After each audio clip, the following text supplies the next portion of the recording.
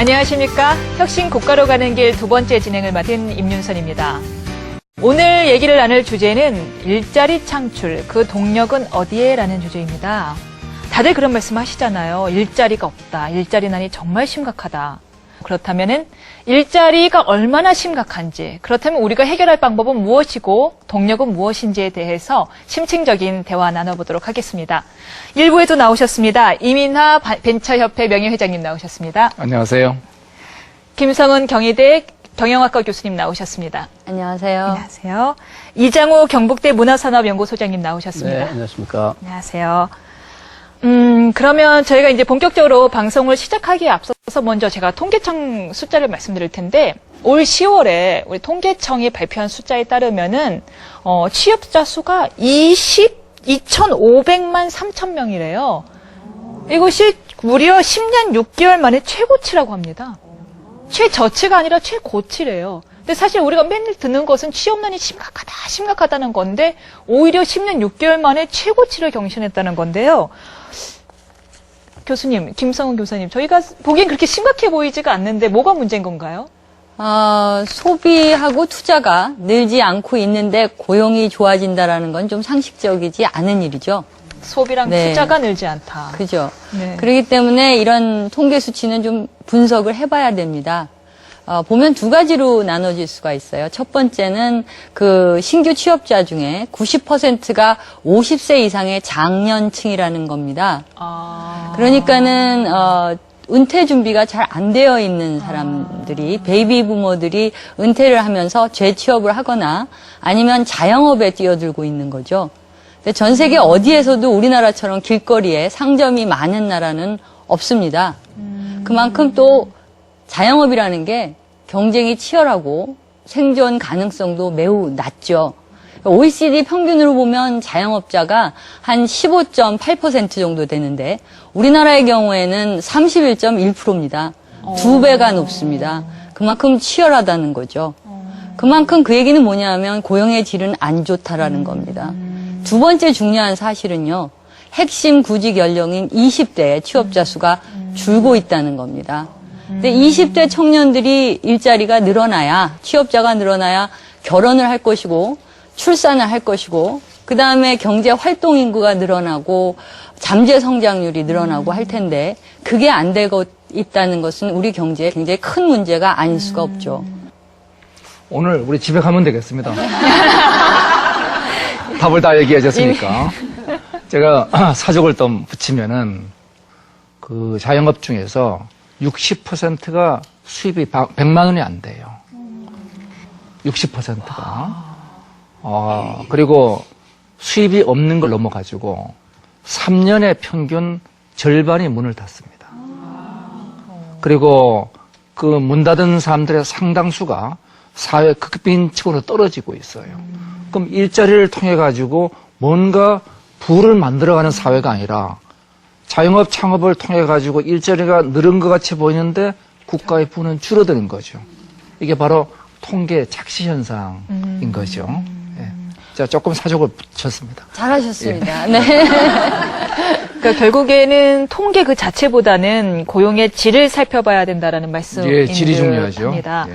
그렇다면 본격적인 논의에 들어가기 전에 지금 대한민국 일자리난이 어떠한지 그 현주소를 한번 짚어보고 논의에 들어가겠습니다. 화면 보시죠. 글로벌 경제 위기의 여파로 세계는 지금 일자리난이라는 심각한 몸살을 앓고 있다. 문제는 한국도 예외가 아니라는 것. 채용 박람회 등에 연일 청년들이 몰려들고 있다. 우리나라 청년 실업률은 일본이나 미국, 스페인에 비해 낮은 편이다.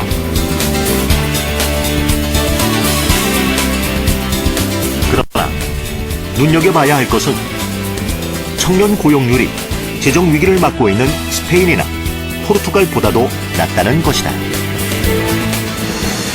더욱 심각한 것은 우리나라의 경우 고용 없는 성장이 계속되고 있다는 것. 산업의 생산성은 증가해도 일자리 창출로 이어지지 않는 것이다. 그 결과 사람들은 경제 성장을 체감하지 못하고 있다. 경제 성장 대비 고용 증가를 보여주는 그래프.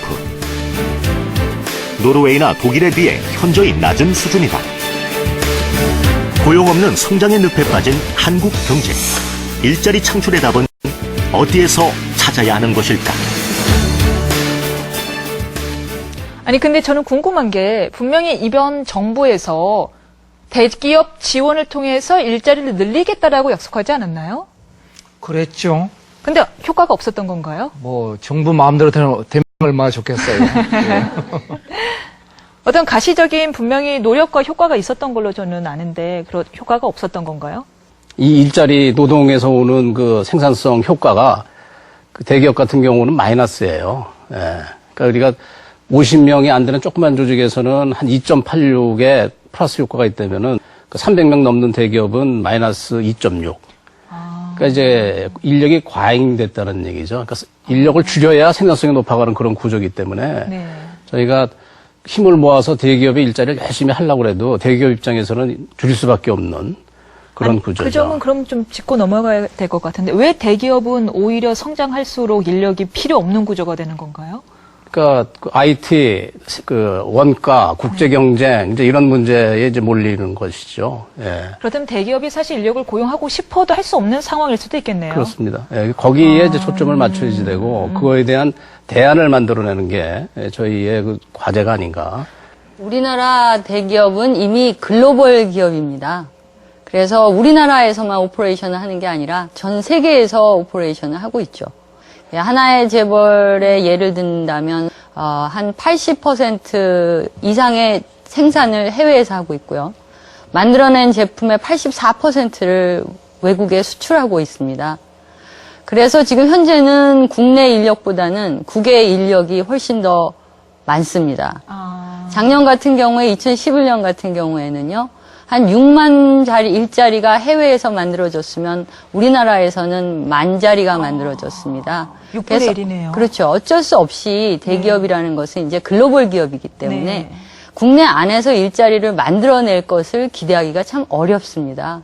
그렇다면 대기업의 투자로 인해서 어떻게 마치 경제적 지표 자체는 성장한 것처럼 보여도 실질적으로 고용의 면에서 있어서는 큰 효과가 없을 수도 있다라는 말씀이신 거죠? 그렇죠. 일자리가 많이 만들어지기 위해서는 성장하는 그리고 성장이 그냥 조금 먹고 사는 성장이 아니라 세계에서의 시장에서 경쟁이 가능한 그런 기업들이 많이 만들어낼 수 있는 그런 풍토를 만들어줘야 되고 네. 그런 기업들한테 자원이 배분될 수 있는 그런 정책과 경제 시스템이 만들어져야 된다는 게 가장 큰 중요한 시사점입니다.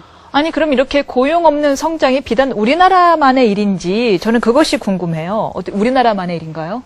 전 세계적인 현상이죠. 그러니까 지금 첨단 기술의 발달.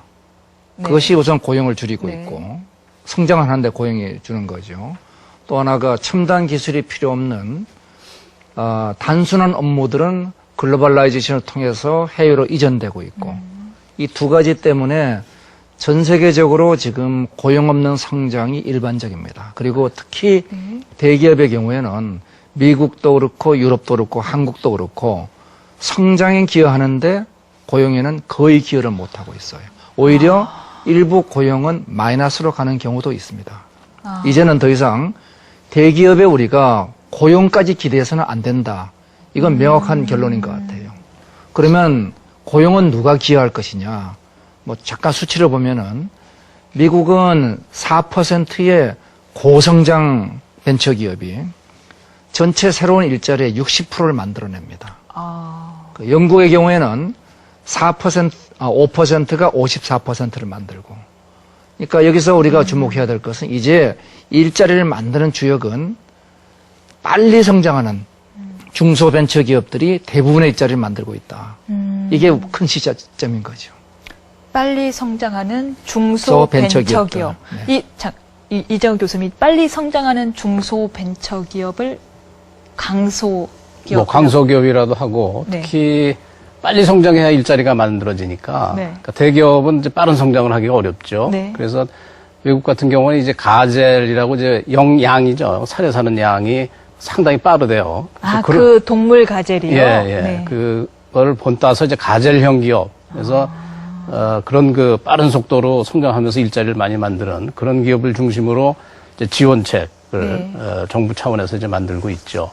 근데 우리나라도 이제 웃는 게 아니죠. 그러니까 우리나라식의 이제 가젤 기업, 그러니까 우리나라식의 이제 강소기업이죠. 네. 저는 이제 그 스몰 자이언트라고 부르는데, 우리 저 이민아 회장님 나오셨지만은 저희 96년, 97년도에 그 벤처 기업들이 이제 법적으로도 만들어지고 해서 지난 한 15년간의 걸친 그 성장 과정 속에서 드디어 이제 우리나라도 그런 가젤형 기업들이 상당히 나왔다. 네, 이렇게 보고 있습니다.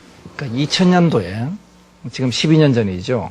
2000년도에 대한민국에 매출 1000억이 넘는 벤처 기업이 한 개 있었습니다. 2000년도에. 2000년도에 제가 만든 회사였는데. 오. 근데. 아니요, 저 박수라도 잠깐만. 아닙니다.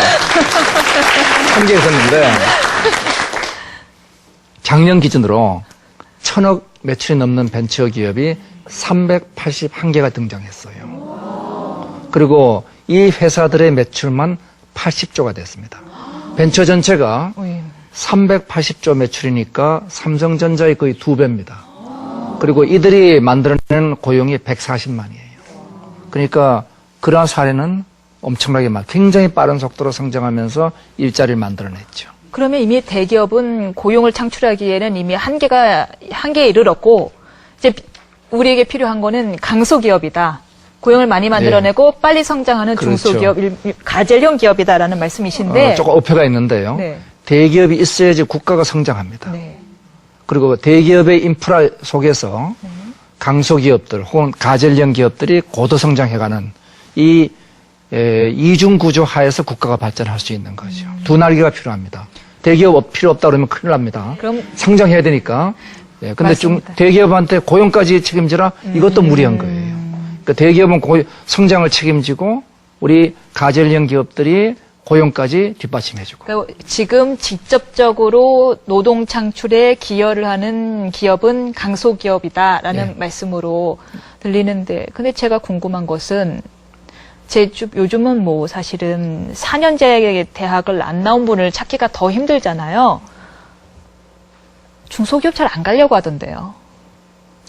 안 가지요. 우선 결혼하기 어렵잖아요. 그죠?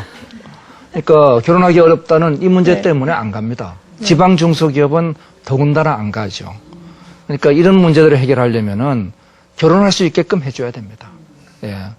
결혼할 수 있게끔 한다는 게 작은 문제 같지만 지방에 대한 문화시설 문제부터 시작해서 그다음에 충분히 결혼 이후에 집을 살 수 있는 경제적인 뒷받침을 할 수 있는 문제, 사실 많은 문제들이 풀려줘야 됩니다. 그중 굉장히 중요한 문제가 중소기업을 갖는데 그중 많은 캐리어 패스가 거기서부터 창업을 통해서 자기 회사를 만드는 과정들입니다.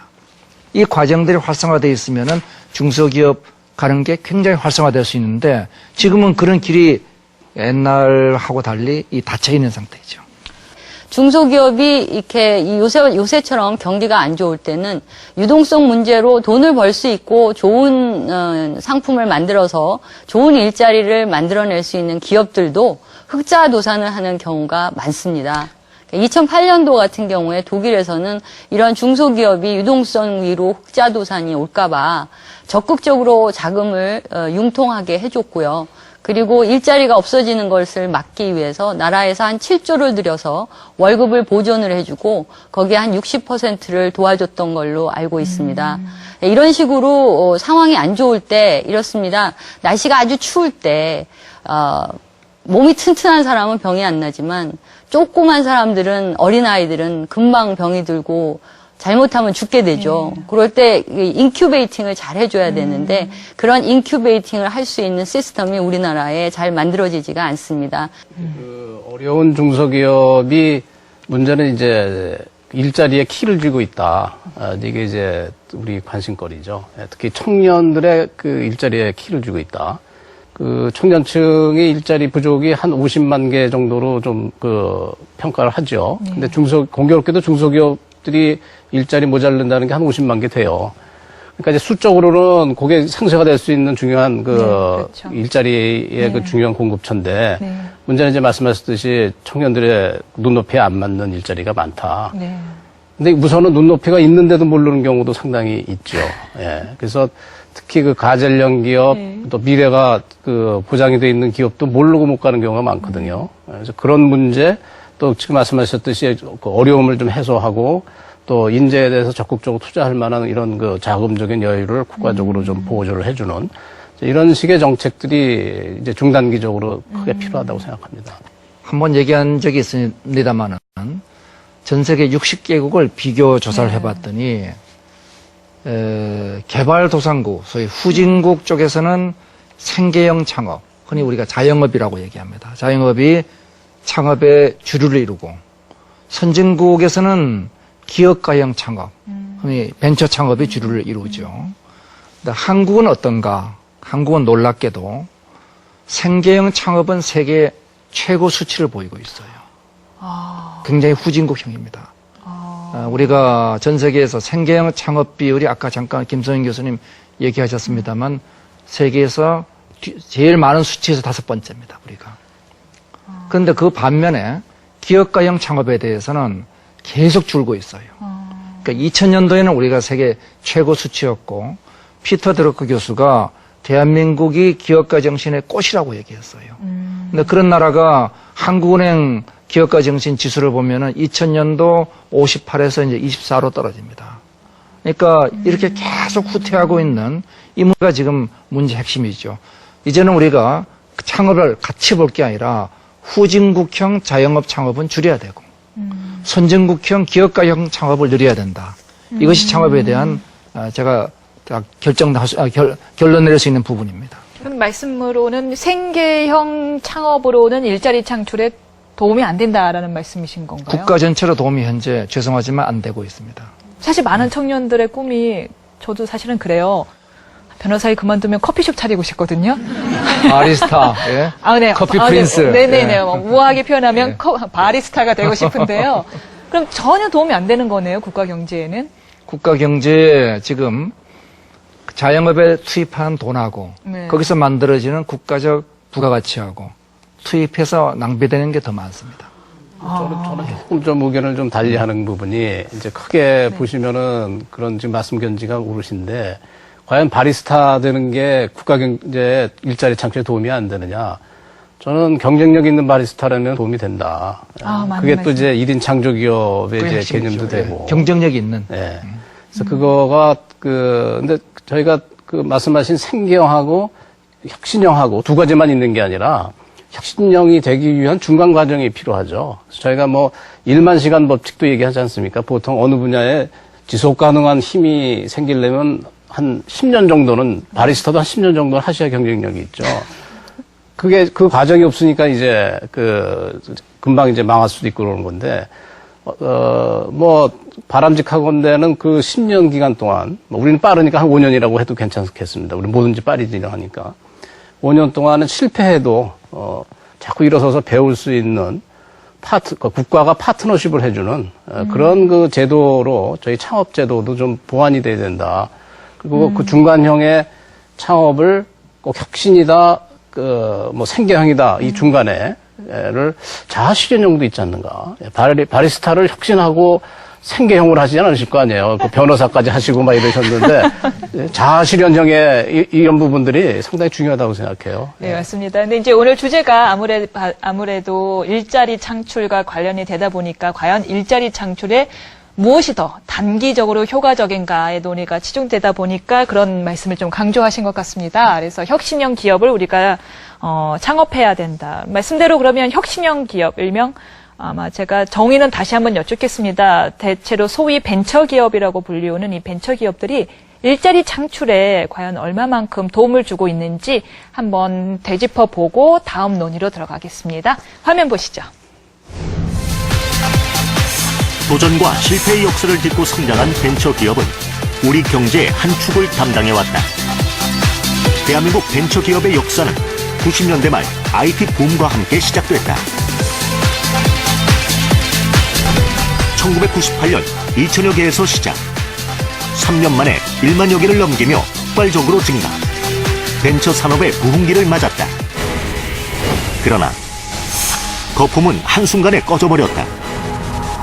각종 게이트가 터져 나오면서 코스닥 지수는 2000년 3월을 최고점으로 급전직하했다. 벤처 기업 수가 급감하면서 2000년 상반기부터 한국 벤처의 혹독한 겨울이 시작됐다. 그러나 2004년 신벤처 정책과 함께 벤처 기업들이 살아나기 시작했고 매출 증대와 고용 창출은 국가 경제의 동력을 제공해왔다. 그 결과 매출액 1000억 원 이상의 벤처 1000억 클럽 기업만도 381개에 이르러 국가 경쟁력의 활력소가 되고 있다. 기술 혁신과 도전 정신으로 성장을 거듭해온 대한민국 벤처 산업. 혁신 국가로 나아가기 위한 중요한 열쇠임에 틀림없다.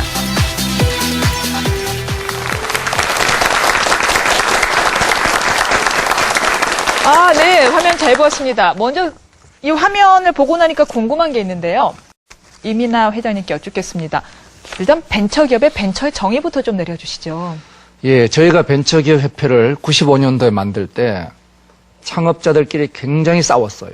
이름 뭐로 하느냐. 그래서 혁신기업, 모험기업, 그 다음에 뭐 도전기업 뭐 많이 했습니다. 그때 우리 이정혁 교수도 같이 했었는데. 근데 결론적으로 다 아니다예요. 그러니까 모르겠으니까 벤처로 하자. 그래서 벤처로 이름 지은 이유가 한마디로 정의하기가 어렵습니다. 근데 굳이 얘기한다면은 혁신을 추구하는 기업이다. 사실은 벤처라는 것은 뭐 특별한 개념이 아니라요. 사람들이 모여서 돈을 넣고 뭔가 새로운 시도를 하는 것을 벤처라고 합니다. 그런데 우리가 이제 2000년 닷컴 버블이 있을 때 주로 새로운 사업이 IT 계통, 게임 뭐 이런 쪽에 생기다 보니까 사람들이 벤처 그러면 IT랑 연결이 되는데요. 맞습니다. 그건 아니고요. 벤처라는 것은 굉장히 보편적인 그런 새로운 무슨 사업을 벤처라고 하죠. 조금 다른 질문을 해볼게요. 이 벤처협회 회장님이신 이민아 회장님은 사실은 전 회장. 벤처계의 전설이셨잖아요. 정말 모든 젊은이들의 일종의 롤 모델이셨을 텐데, 근데 10년간 벤처 산업이 암흑기라고 제가 표현해도 될까요? 네, 뭐 그렇게 얘기하시죠. 거의 암흑기에 있었는데 그 원인이 무엇일까요? 2000년에 이제 IT 버블이 쓰나미 같이 몰려왔죠. 그래서 코스닥의 주가가 15분의 1 정도로 떨어졌어요. 그러니까 투자가들도 손해보고, 그 다음에 많은 회사들이 아까 얘기한 흑자 부도에 처하게 되고, 그러니까 거기서 망한 회사 사장들은 신용불량자가 되고, 후배들은 그걸 보고, 아하, 내가 갈 길은 커피집을 하든지 공무원 시험을 보든지 해야 되겠다. 변호사가 제일 좋지만, 예. 그러니까 젊은이들의 사고가 위험을 회피하게 됐습니다. 위험을 회피하게 된 거는 과거 벤처 붐이 불었다가 IT 버블이 붕괴될 때 그들이 같이 붕괴되는 걸 봤어요. 김수환 교수님 말씀처럼 그럴 때 독일 정부는 7조인가 퍼부어가지고 이 사람들을 다시 살려내는 일을 했습니다. 한국은 거기다 뭘 집어넣냐 그러면은 아하, 벤처 버블이 붕괴된다는 거는 전 세계적인 현상이 아니고 국내 내부적인 문제일 가능성이 있으니까 여기에 필요한 정책을 만들어야 되겠다. 그래서 4개의 벤처 건전화 정책을 발표합니다. 뭐 구체적인 내용은 제가 생략하겠는데 그게 일종의 규제 정책이죠. 그러니까 불난 집에 이제 기름 붓는다고 결과적으로 벤처 생태계가 황폐화되게 돼버렸습니다. 그게 결과적으로 지금의 10년의 암흑기를 가져온 거죠. 그러면 그 전에 먼저 10년의 암흑기를 겪은 것은 결국은 버블이 붕괴됐다라는 건데 거품이요? 거품은 왜 생성이 되는 건가요? 신산업은 늘 버블과 같이 옵니다. 그래서 미국도 똑같은 한국의 코스닥이 15분의 1로 붕괴할 때 미국의 나스닥도 똑같이 붕괴했어요. 그러니까 우리 한국만의 문제는 아닙니다. 기업에 저기다 돈이 들어가면 100배가 튀겨진다. 뻥튀김이 된다라는 그런 유포리아가 작용을 해서 돈이 막 쏟아져서 거품이 생긴 거고요. 그런 실제보다는 너무 이상적인 그런 기대는 나중에는 현실로 돌아가게 되지 않겠습니까? 그래서 그 과정에서 버블이 꺼지는 인간의 기본적인 그런 심리에서 오는 거죠. 알겠습니다. 이쯤에서 이 정도로 논쟁이 더 뜨거워지기 전에 좀 재밌는 얘기로 넘어갈게요. 예. 저는 별로 게임을 안 하는데 요즘 1인 벤처 기업이 뜬다고 합니다. 뭐 땡땡땡 플라이가 그렇게 재미가 있나요? 땡땡땡 플라이를 만든 게임이 1인 업체래요. 예. 요즘 이런 1인 벤처 기업도 쓰고 있다고 들었습니다. 예, 그러니까 저희가 과거의 벤처는 여럿이 모여서 어려운 기술을 해야 되는데 요즘은 이제 기술이 발달하고 또 모바일 정보 통신 인프라가 발달이 되니까 혼자도 그런 그 큰 일을 할 수 있는 그 여건이 된 것이죠. 그러다 보니까 아마 바리스타를 하더라도 IT하고 결합해서 뭐 어떤 새로운 형태의 바리스타. 저 바리스타 해야 되나요? 얘기가 나왔으니까. 네. 예. 그러니까 그런 식의 그 혁신형이면서도 혼자 할 수 있는 그런 기회들이 이제 많이 생기는 것이죠. 예. 그래서 그거를 1인 창조기업이라고 이제 이름을 붙였습니다만은. 예. 네, 지금 이장호 교수님 말씀하신 1인 창조기업이 바로 한국 경제가 갖고 있는 가장 대표적인 문제입니다. 우리가 후진국, 중진국, 선진국 경제를 비교해 볼 때 한국 경제가 다른 나라보다 이상하게 취약한 분야가 지식 서비스 산업이에요. 이 지식 서비스 산업이 보통 1인에서 10인 정도의 작은 그야마 자아실현형 기업들인데 이 산업의 규모가 우리가 선진국 중에서 가장 작습니다. 그러니까 이 분야가 한국이 빨리 키우는 게 우리 관건이죠. 왜 우리가 자영업 그런 거는 많은데 왜 적냐. 지식이라는 거는 굉장히 시장에서 가치가 높은 인력들이 모여야 됩니다. 그죠? 네. 나와서 직장을 잡고 돈을 벌 수 있는 사람들이 모이는데 그만큼의 부가가치가 만들어져야 됩니다. 다시 말해서 돈을 벌 수 있어야 되는데 그런 환경이 좀 조성이 안 되고 있다라는 거죠. 예를 들어서 미국 같은 경우에는 작은 기업들이 모여서 뭔가 모델을 만들면 M&A가 매우 활성화가 돼 있어서 좋은 아이디어면 또 M&A가 돼서 돈을 잘 벌 수 있는 그런 환경이 만들어져 있는데 우리나라에서는 그게 조금 부족하죠. 거기다가 저는 돈도 중요한데 지금 저희가 돈이 뭐 양이 부족한 건 아니라고 생각돼요. 그걸로 안 흘러가는 건데 흘러가게끔 하려면 일단 한 사람 내 의지와 그 어떤 도전이 있어야 되는데 전 물론 이제 대학에서 학생들을 가르치고 있습니다만은 상당히 그 스마트한 그런 사고를 가지고 있습니다만은 도전을 하는 그런 그 경험을 저희가 그 학교에서 그렇게 가르치지 못하고 경험을 하게 못해요. 네, 맞습니다. 그래서 자신의 미래를 어떻게 개척할까 하는 거를 거꾸로 취직하고 난 다음에 고민을 하게 되는 이런 게 이제 비일비재하거든요. 네, 맞습니다.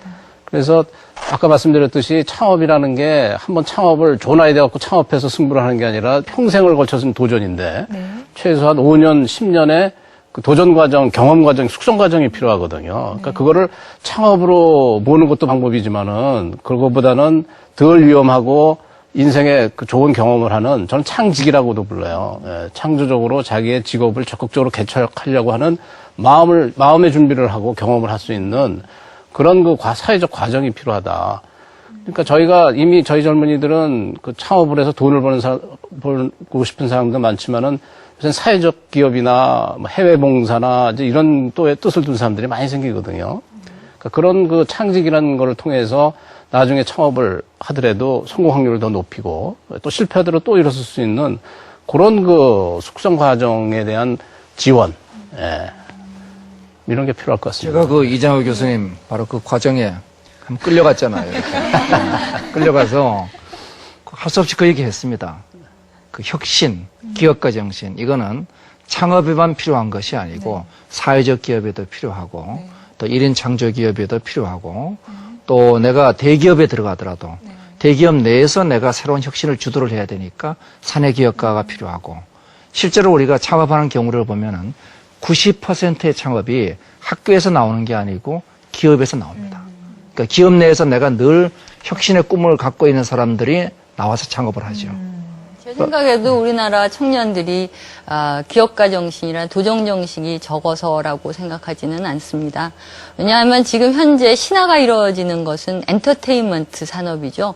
그래서 정말 능력 있는 젊은이들이 자기 인생을 바쳐서 그쪽에 투자를 하고 그쪽으로 인생을 바치면서 하고 있습니다. 물론 거기서 리턴이 굉장히 높지는 않죠.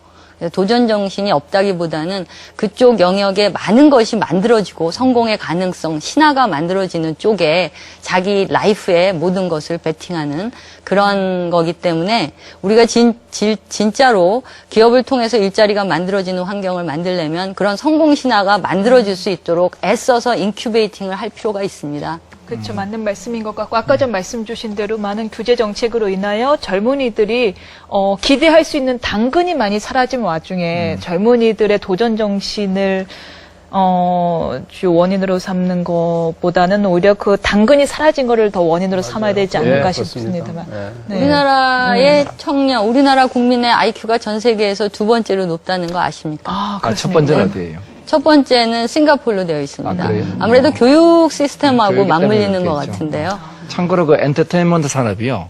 한국 벤처 캐피탈 투자 순위 1위입니다. 그렇습니까? 예, IT보다 훨씬 많아요. 그 이유는 그 영역에서 돈이 만들어지기 때문이죠. 요새는 신랑감 1순위, 신부감 1순위도 마찬가지입니다. 네, 엔터테인먼트. 운동하는 사람들, 왜냐하면 글로벌리 스카우팅이 돼서 갑자기 수십억의 연봉을 받게 되니까요. 모든 것은 어디서 성공이 만들어지느냐. 그렇죠. 그럼 우리가 원하는 다음 세대의 일자리 창출과 복지사회, 그것을 통한 복지사회를 만들기 위해선 어디를 집중적으로 육성을 해야 되느냐. 거기에 초점을 맞춰야 된다고 생각합니다. 미국에서는 그런 신생 기업을 지원하는 법도 있다고 들었어요. 20세기 말보다 21세기 들어와가지고 미국도 기업 공개, 그러니까 나스닥 상장이죠. 이런 게 확 줄어가지고 한 80%가 줄었어요. 그래서 이래서는 안 되겠다 해서 그 잡스법을 잡스법. 올 잡스가 아닙니다. 4월 스티브 잡스도 있지만 일자리 잡스도 있어야 되니까. 이제 중의어네요. 중요합니다. 예. 네. 4월에 그 미 대통령이 아주 그냥 부랴부랴 사인해서 만들었습니다. 잡스의 약어가 어떻게 되는지 한번. 점프 스타트, 아워 비즈니스 스타트업스 이렇게 되죠. 그러니까 우리 어떻게 보면 신생 벤처 기업들을 많이 창출하겠다 하는 이런 법이 되겠죠. 네, 그래서 비유해보면 이런 거죠. 제가 좀 사족을 붙이면은 지금 은퇴 세대들, 베이비붐 세대들이 나오면서 퇴직 자금들을 가지고 있잖아요. 근데 그거 가지고 자영업 창업하면은 벤처보다 더 많이 망해요. 차라리 그 돈을 나눠가지고 한 군데 몰빵하면은 위험하니까 쭉 나눠가지고 신생 벤처들한테 조금씩 투자를 하는 거예요. 그러니까 이게 분산 투자가 되죠. 우리가 이거를 크라우드 펀딩이라고 얘기를 합니다. 네. 이 분산 투자를 할 수 있는 법 제도를 만든 게 바로 잡스법인데 이게 뭐 쉽게 보면은 자영업 창업 자금은 홍수 넘치고 있고 그 다음에 벤처 창업 자금은 이 가뭄 지역에 있다면은 두 군데를 연결한 운하를 파면 되죠. 이 운하를 파는 게 이제 잡스법이 되는 거죠. 이제 그러니까 쉽게 얘기하면 이제 인터넷으로도 투자 유치를 할 수 있는 거죠. 그러니까 지금은 이제 그런 게 금지돼 있거든요. 예, 그래서 그렇지만 이제 뭐 무한정되는 건 아니고 우리나라 돈으로 한 10억 정도의 돈은 모을 수 있는 인터넷 광고해서. 네. 예, 근데 우리도 옛날에 영화도 그렇게 해서 영화 제작도 하고 그랬었어요. 근데 맞습니다. 그러다 한 번은 규제에 걸렸다가 걸려서, 나중에 그 규제가 풀렸죠. 바람난 가족이 바로 그 영화였죠. 네, 맞습니다. 잘하시네요. 왜냐면 제가 그런 펀드가 있으면 좋겠다라고 생각해서 하는 걸 보고 신기했는데 그다음 규제 걸린 거 보고 아차 했거든. 기억이 나서. 근데 아까 그렇습니다. 자아실현용 창업 같은 경우는 그런 돈들이 10억이 아니라 단돈 뭐 1, 2천만 원도 그 다큐멘터리 영화 제작에도 쓸 수가 있는 돈이거든요. 그러니까 그런 식으로 해서 고용 창출, 자아 실현, 뭐 이런 그 청년의 꿈의 실현 이게 가능성이 상당히 많은데 저희는 아직 부작용을 중심으로 보니까 그래서 저희도 아마 그런 잡스법이 저희도 필요할 거라고 봅니다. 그런데 이제 크라우드 펀딩이라는 개념이 새로운 건가요? 저는 약간 엔젤 투자랑 뭐가 다른 건지 좀 설명을 부탁드려도 될까요? 자, 우선 정리를 해봅시다. 네. 엔젤 투자부터. 엔젤 크라우드 두 개 다 질문하셨는데, 우리 엔젤 그림의 천사지요. 네. 그러니까 창업 초기에 뭐 난 돈 필요한데 누군가 돈 투자해주면 좋잖아요. 이때 투자한 사람은 우리가 엔젤이라고 일단 정의합니다. 엔젤 투자가. 창업 초기 투자가입니다. 그 법률 용어는 발개인이라고 하는데. 아니에요. 그건 아니고 그냥 여기서는 그냥 엔젤 투자가. 예. 근데 보통 엔젤 투자가 통상 보면 엔젤 클럽이라는 모임을 통해 가지고 한 기업에 평균 한 5명 정도가 투자를 하는 구조예요. 초기 투자가. 크라우드 펀딩은 그거를 불특정 다수가 하는 거니까 뭐 거기 좀 다르다 이렇게 보시면 되는데 엔젤 투자 영역에 들어갑니다. 창업 초기 투자를 하는데 여기서 이제 중요한 거는 엔젤 투자가가 왜 투자하는가? 예. 그 사람들 정말 엔젤인가? 엔젤 아니거든요. 예, 엔젤 아니거든요. 천사 아니거든요. 예. 왜 투자하느냐? 투자해서 내가 언젠가 수익을 얻기 위해서 투자를 합니다. 예. 그럼 그 사람들이 수익을 얻을 수 있는 길을 열어줘야 돼요. 그게 이제 엔젤 투자가가 언젠가 자금을 회수를 해야 되겠죠. 회수하는 방법을 열어줘야 됩니다. 그게 지금 코스닥은 점점 길어져가지고 창업한 회사가 코스닥 가는데 지금 이제 14년 걸려요. 너무 오래 걸리죠? 길어도 너무 길어요. 너무 기네요. 예, 그래서 이제 가운데 한 5년 안팎에서 회수할 수 있는 시장이 있어야 되겠다. 이게 이제 우리 김성원 교수님 말씀하신 M&A 중간 회수 시장이 필요한 거죠. 그러니까 M&A 중간 회수 시장이 있어야지 엔젤 투자가 활성화되고 엔젤 투자가 활성화돼야지 창업이 활성화되고 그러니까 이제 이 돌고 도는 이 연결고리에 중간 회수 시장이 있는 거고요. 엔젤 투자 이전에도 돈이 필요하잖아요. 네. 그건 어떻게 할 거냐? 우리가 3F라고 얘기합니다. 첫 번째가 father. 아버지한테 얻습니다. 아버지. 아버지를 이제 들여볶고 나서는 누굴 치느냐? 소주 한 잔 먹으면서 친구들한테 얘기를 합니다. Friend. 예, 프렌드. 예, 프렌드. 세 번째는 fool입니다. 바보. 후. 예. 아니 그러면은 그리고 father, 예, father. friend, fool 예, 그렇게 그렇습니다. 되는군요. 예. 참 재미있는 얘기면서도 참 슬픈 얘기입니다. 그렇게 회사를 시작했다가 망하게 되면요. 전 집안이 다 망합니다. 그리고 그 주변에 있는 친구들도 같이 망하죠. 그리고 우리나라 시스템이 모두 다 법을 지키지는 않습니다. 작은 기업을 하다가 남도 하니까 어쩔 수 없이 이렇게 저렇게 하다 보면 감옥에도 가는 경우가 있습니다. 그러면 공부 열심히 해서 창업의 의지를 갖고 도전을 했다가 어느 순간에 전 재산 날리고 친구 다 날리고 감옥에 가는 경우가 있죠. 그래서 네, 많죠. 그렇게 해서 기업가 정신이 죽는 겁니다. 그런 부분에 대해서도 세심한 배려가 있어야 됩니다. 제가 이거는 이제 제가 MC로서가 아니라 변호사로서 변호사로. 말씀을 드리자면은 사실은 중소기업인들이 법 위반으로 처벌을 받는 대부분의 경우는 사기죄고 액수가 높아지면 특경가법으로 가는 건데요. 사기죄에 걸리게 되는 가장 큰 이유는 사실은 연대보증 채무 때문에 그렇습니다. 우리가 사업하면 쫄딱 망한다라는 거는 주식회사의 개념을 알면 있을 수가 없는 일이잖아요. 왜냐하면 주식회사는 유한 책임이 원칙이기 때문입니다. 그렇게 배웠죠. 예, 그럼에도 불구하고 왜 대표이사들이 감옥을 가느냐? 바로 연대보증 때문에 우리나라 중소기업은 대표이사 연대보증 해주지 않으면 그 어디에서도 대출이 나오질 않거든요. 그렇죠. 결국 그것 때문에 감옥에 가고 쫄딱 망한다라는 인식이 있는데 그 점도 어떻게 청년 기업가 정신에 영향을 미치나요? 그러니까 그럼에도 불구하고 이런 정도로 저희가 창업 수준을 유지하는 거는 저희가 대단히 도전적인 나라죠. 그리고 애국심이 굉장히 높습니다. 대한민국 국민들은. 그러니까 이제 우리가 연대보증 문제를 놓고 이게 당분간 본질입니다. 근본적으로 미국은 왜 그런 일이 안 생기느냐, 적으냐. 미국은 돈을 안 빌려요. 왜 안 빌리느냐? 엔젤 투자가가 활성화되어 있으니까. 그러니까 돈을 빌릴 필요가 없죠. 한국은 엔젤 투자가 활성화 안 돼 있으니까 2000년도 연간 5천억 규모의 엔젤 투자 규모가 작년에 300억으로 줄었어요. 그러니까 엔젤 투자가 없으니까 다시 돈을 빌리니까 연대 보증하게 되고 그러니까 이제 감옥 가는 거죠. 자, 그러면은 엔젤 투자 활성화를 위한 중간 회수 시장의 이 사이클을 잘 만드는 게 첫 번째 제일 중요합니다. 요걸 잘 만든 나라가 전 세계 단 2개 나라밖에 없어요. 미국과 이스라엘입니다. 그러니까 미국과 이스라엘의 벤처 활성화의 비결은 엔젤 투자가와 중간 회수 시장의 선순환 사이클이에요. 근데 우리가 이걸 만들려면 최하 5년 걸릴 겁니다. 그러니까 5년 동안 우리가 손가락 빨고 있을 수는 없잖아요. 창업시켜야 될 거 아니에요. 네. 그러면 창업시킨 애들 지금 10만 창업시켜 놓으면 5년 뒤에 5만의 신용 불량자가 감옥 갈 겁니다. 예, 이거 안 되는 거죠. 그러니까 지금 굉장히 절실한 문제가 연대보증 문제, 청년 창업의 연대보증 문제에 대해서 특단의 대책이 있어야 됩니다. 예. 그래서 이 특단의 대책이라는 거 제가 뭐 옛날에 호민관 있을 때 내놓은 대책 중에 하나가 연대보증할 때 약간의 가산 보증료를 내라. 대신에 연대보증하지 않도록 해라. 가산 보증료의 규모는 어느 정도냐? 그 보증기관이 연대보증을 통해서 회수하는 비율만큼 올려라. 그럼 누구도 손해 안 보는 거 아니냐. 예, 그래서 지금 중소기업진흥공단에 요거를 아주 조심스럽게 조금 시범 실시를 하고 있어요. 네. 뭐 예를 들어 이걸 포함해가지고 한시적으로 엔젤 투자 생태계가 완성될 때까지 연대보증을 우리가 뭔가 대책을 세워주지 않으면은 10만 창업은 젊은이들에게 우리가 죄를 짓는 겁니다. 굉장히. 근데 엔젤 투자가 이게 돈의 흐름만이 아니라 지식과 경험의 흐름이거든요. 그러니까 엔젤 투자 받는 과정에서 엔젤들이 그냥 투자를 안 하죠. 예, 거기서 평가해주고 가르쳐주고 하는 이런 그 어떤 그 지식의 흐름이 꼭 필요한 거죠. 예.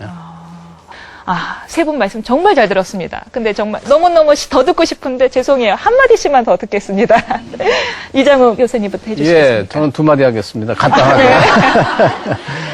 그러니까 저희가 혁신을 강조합니다만은 혁신만 가지고 안 되고 일자리 연결되려면은 기업가 정신, 그걸로 인한 창업, 또 창업을 준비하는 창직, 뭐 이런 것들이 활성화돼야 된다고 생각이 돼요. 예, 그래서 이런 부분에서 강조해야 될 것은 창업에 대한 어떤 여러 가지 인큐베이팅 지원도 필요하지만은 당사자들의 어떤 그 의지, 그리고 경험할 수 있는 5년이든 10년이든 계속 도전할 수 있는 인프라를 좀 만들어주고 거기서 경험을 찾아서 더 큰 창업, 더 큰 자아 실현으로 연결될 수 있는 사회적인 파트너십 정책이라고 저는 표현해요. 국가가 그런 도전에 대한 그 도전 파트너십이죠. 이런 그 제도를 대폭 강화해야 된다.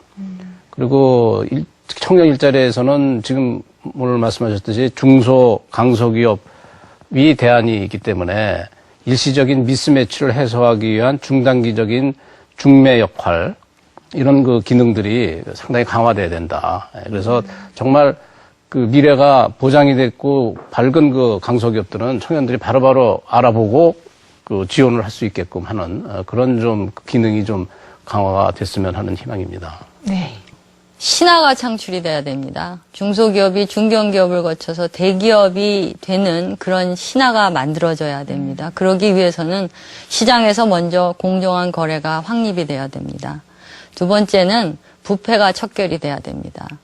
우리나라에서는 열심히 일하고 세금 열심히 내는 사람이 억울한 사회가 되는데요. 그렇지 않아야 합니다. 그리고 우리가 잊어버리지 말아야 되는 것은 세계 시장이 열려져 있습니다. 이제 세계는 하나로 되고 있는데 우리 대한민국 국민 청년들이 가지고 있는 창의성과 도전 정신이면 얼마든지 할 수 있습니다. 그들이 할 수 있도록 공정한 관행과 자금이 유입돼서 꿈과 희망을 가질 수 있는 그러한 경제 시스템을 만들어 나가야 됩니다. 네, 마지막으로 이민아 회장님. 예, 저는 한마디로 세 가지를 얘기하겠습니다. 일석삼조. 예. 첫 번째는 기업가 정신 교육을 우리 필수 과목으로 해야 됩니다. 윤리를 대체할 수 있는 초등학교부터 시작해서 대학교 졸업 이후까지 국가 전체가 기업가 정신에 대한 생활적인 교육을 해야 된다. 두 번째는 이러한 기업가가 사업을 하는데 정말 필요한 엔젤 투자와 회수 시장의 선순환 고리를 만들고 마지막으로 한시적으로는 연대보증에 대한 보완 대책을 마련해야 된다. 이상입니다. 깔끔하게 정리해 주셨습니다. 나이에 상관없이 젊고 에너지만 있으면 창업할 수 있는 나라, 그 다음에 그 창업을 통해서 많은 이들에게 일자리를 줄 수 있는 나라가 되었으면 하는 바람입니다. 오늘 두 번째 시간 가져보았습니다. 임윤선이었고요. 나와주신 세 전문가분 감사드립니다.